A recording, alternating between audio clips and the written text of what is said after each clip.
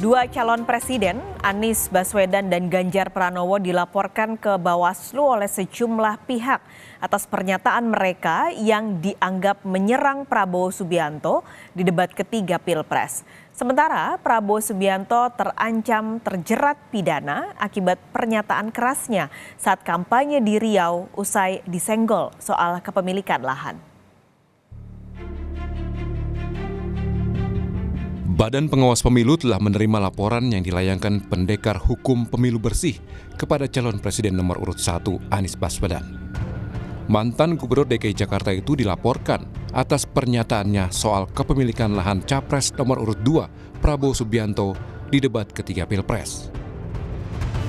Menanggapi pelaporan Anies ke Bawaslu, Wakil Presiden ke-10 dan 12 RI Yusuf Kala menyatakan, jika Bawaslu memproses laporan tersebut, maka Bawaslu juga harus memeriksa Presiden Joko Widodo.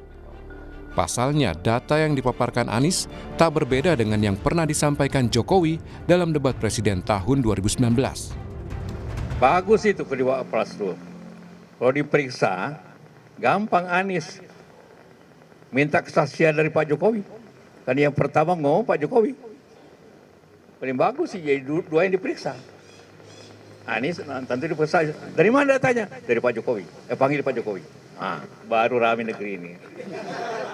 Jadi bagus itu kalau diperiksa.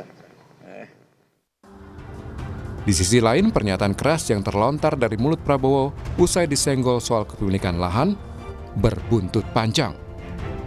Bawaslu menyebut menghina peserta lain dapat digolongkan sebagai pelanggaran pidana pemilu. Meski demikian, Bawaslu belum menerima laporan terkait ucapan Prabowo. Kami kutip dari laman kompas.com, Ketua Bawaslu Rahmat Bagja menyatakan, tentang menghina bisa dijerat pasal 280 Undang-Undang Pemilu. Ya, jika ada laporan. Panwas lapangan belum ada laporan ke kami.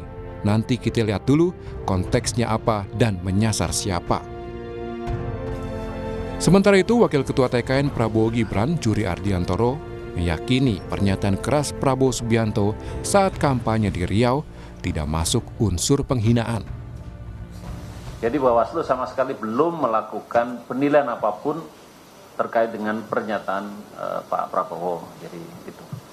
Yang kedua, bahwa secara faktual apa yang dinyatakan Prabowo itu sama sekali tidak ada unsur yang mengandung hinaan yang terkait atau yang menurut Undang-Undang Pemilu pasal 280 Undang-Undang 7 tahun 2017. Anies Baswedan sendiri mengaku tak ambil pusing terkait pernyataan keras Prabowo Subianto. Anies menyerahkan ke Bawaslu untuk menilai apakah Prabowo melanggar pidana pemilu atau tidak. Justru bagian dari penilaian bagi seluruh masyarakat. Bila sikap-sikap ancaman, sikap-sikap yang tidak sopan itu dibiarkan begitu saja, nanti mengganggu iklim demokrasi kita. Kemarin kan beberapa kali saya sampaikan, kita ingin demokrasi di mana ada kebebasan untuk mengkritik pemerintah. Pemerintah tidak boleh anti kritik. Sementara itu, di sela-sela kampanyenya di Kota Tegal, Capres nomor urut 3 Ganjar Pranowo menyatakan, calon pemimpin harus bisa menjaga emosi saat berdebat dan tidak menunjukkan kemarahan di muka publik. Pernyataan Ganjar ini menanggapi Wakil Presiden ke-10 dan 12 Yusuf Kala yang menyebut ada calon presiden yang hobi marah-marah. Ya, pasti emosinya mesti dijaga. Karena kalau pertunjukannya adalah kemarahan, emosi, pasti ada beberapa yang tidak suka. Maka kita mesti bisa menampilkan hal-hal yang lebih edukatif, meskipun ada orang yang mengatakan tidak edukatif gitu ya. Tapi menurut saya itu edukasi paling baik. Ya, kalau kemudian bicaranya ya tidak ada data yang bisa ditampilkan hari ini. Oke, secara kuantitas tidak bisa, maka setidaknya pemimpin itu bicara kualitatifnya apa. Itu edukasinya. Tak hanya Anies, pasca debat ketiga Pilpres, Ganjar Pranowo juga dilaporkan ke Bawaslu. Capres nomor urut 3 itu dituduh mendesak Prabowo membeberkan data keamanan negara saat debat Capres. Tim Liputan. Kompas TV. Sudah siap di kantor Bawaslu Jakarta, jurnalis Kompas TV Dian Silitonga untuk laporan lebih lengkapnya. Dian, apakah sudah ada perkembangan soal laporan Anies dan Ganjar atau kepada Anies dan Ganjar yang disebut menyerang pribadi Prabowo saat debat ketiga kemarin? Belum disampaikan tindak lanjutnya oleh Bawaslu, Paskalis. Tapi kalau sesuai dengan tahapan di Bawaslu, tentu laporan yang sudah diterima ini nanti akan dikaji terlebih dahulu apakah betul ada potensi pelanggaran pemilu atau tidak. Kalau memang nanti dinilai ada potensi pelanggaran pemilu, maka akan dipanggil baik pelapor maupun juga terlapornya. Nah, nanti dalam proses pemeriksaan tentu akan ditentukan apakah laporan tersebut kemudian memang dinyatakan atau dikategorikan sebagai pelanggaran pemilu atau tidak. Nah, pelanggaran pemilu ini juga memiliki dua kategori, Paskalis. Yang pertama adalah pelanggaran administrasi, yang kedua pelanggaran tindak pidana pemilu. Nanti kalau dinyatakan masuk dalam kategori tindak pidana pemilu, maka proses hukumnya ini akan berjalan selama waktu 14 hingga 41 hari kerja begitu.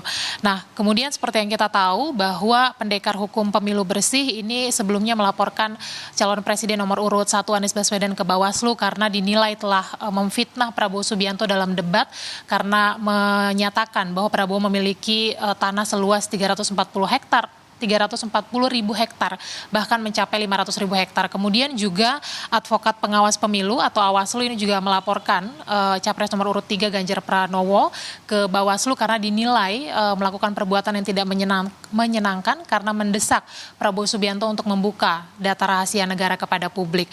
Nah, 2 calon presiden dilaporkan, tapi 1 calon presiden lainnya yakni nomor urut 2 Prabowo Subianto juga memiliki potensi Paskalis untuk dilaporkan ke Bawaslu atas pernyataan dalam sebuah momen kampanye di Riau beberapa waktu yang lalu di mana Prabowo Subianto menyampaikan atau mempertanyakan intelektualitas salah satu capres dalam debat ketiga sebelumnya. Nah, Ketua Bawaslu Rahmat Bagja ini menilai bahwa ucapan Prabowo Subianto bisa masuk ranah pidana pemilu yang bisa dijerat dalam pasal 280 ayat 1 Undang-Undang Pemilu, di mana pasal tersebut mengatur bahwa kampanye tidak boleh menghina seseorang. Nah, ini nampaknya memang sudah mulai panas Paskalis jelang pemilihan umum 14 Februari mendatang, sudah mulai saling lapor antar pihak. Nah, kita tunggu dan kita cermati seperti apa tindak lanjut dari Bawaslu atas laporan terkait dengan capres-capres yang kita ketahui. Paskalis. Jurnalis Kompas TV Dian Silitonga, terima kasih untuk laporan Anda langsung dari kantor Bawaslu Jakarta.